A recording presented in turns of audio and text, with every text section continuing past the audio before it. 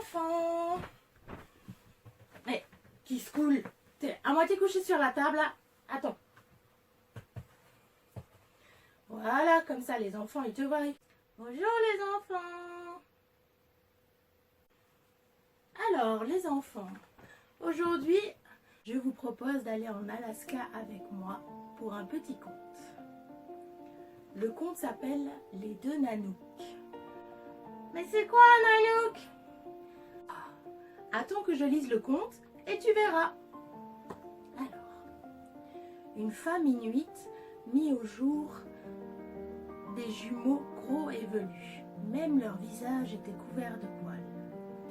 Je devance la question. Une femme inuite, c'est ceux qui vivent dans les igloos, sur la banquise. Dans son igloo, la jeune mère pleurait. Son mari essaya de la consoler. Nous avons de la chance. Quand nous serons vieux, nos fils seront de bons chasseurs et ils s'occuperont de nous. Et il décida de les appeler Nanook, ce qui signifie ours en langage inuit. Ah ben voilà, au moins j'ai la réponse à ma question. Le père tressa des lanières de peau de phoque. Il en fit 2 bracelets et les attacha aux poignets des nouveau-nés. La nuit venue, pendant que son mari dormait profondément, la jeune mère emporta les jumeaux loin de l'igloo et les déposa dans la neige. Puis, elle retourna se coucher. Les 2 bébés se mirent à ramper. Le premier vers la toundra, où il devint Nanook le brun. Le second vers la banquise, où il devient Nanook le blanc. Stop, stop! C'est quoi la toundra? La toundra, c'est des plaines d'herbe et de mousse. Et la banquise, il faut que je t'explique, c'est de la glace. Bon ben ça va, je savais. Le lendemain, le père pensa en ne voyant pas ses fils. Comme leur mère les trouvait trop poilus, les esprits des glaces sont venus les chercher. Les mois s'écoulèrent. La femme inuite donna naissance à Uluksak, puis à Awa, 2 beaux garçons. Ni trop gros, ni couverts de poils. Bon mais ça va, on se moque pas. Les 2 frères grandirent et devinrent 2 bons chasseurs. Un jour de printemps, ils partirent à la chasse. Uluksak voulait rapporter des phoques. C'est pourquoi il s'éloigna vers la banquise. Awa, lui, suivit la piste d'un caribou avec ses chiens. Le temps passa. Les 2 jeunes chasseurs ne revenaient pas au village. Étaient-ils blessés? Était-ce pire encore? Non. Voilà ce qui leur était arrivé. Uluksak avançait sur la banquise. C'était le début du printemps. La glace se cassa tout à coup et le chasseur se retrouva sur un petit iceberg qui flottait à la surface de la mer. Impossible de rejoindre la côte. Il était inquiet et il avait faim. Ça sent pas bon! Soudain, un énorme ours blanc nagea vers lui. Oulala, mais qu'est-ce qui va lui arriver? Uluksak crut sa dernière heure venue. Mais la grosse bête le rassura. Ne crains rien, je suis ton frère Nanook le blanc.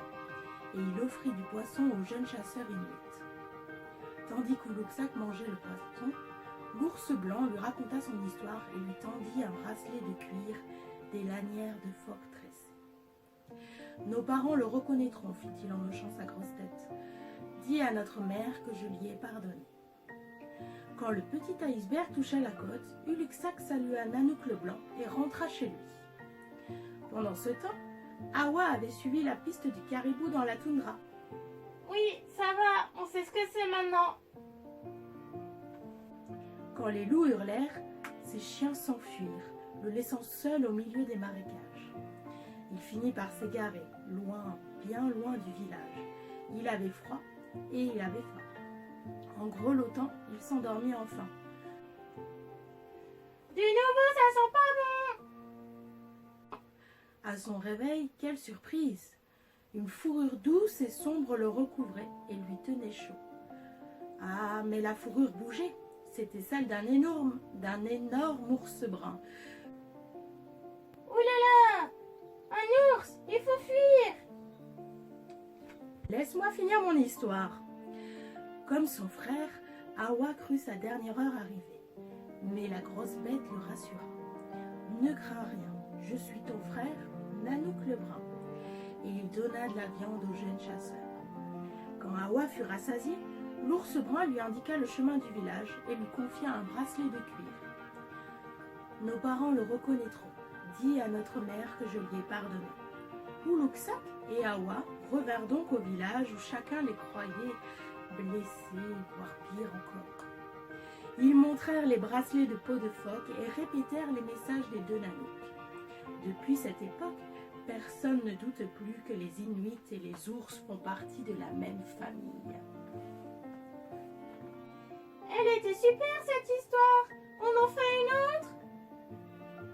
Je propose aux enfants de choisir un pays, un endroit s'ils veulent. J'ai un livre qui fait le tour du monde avec des contes.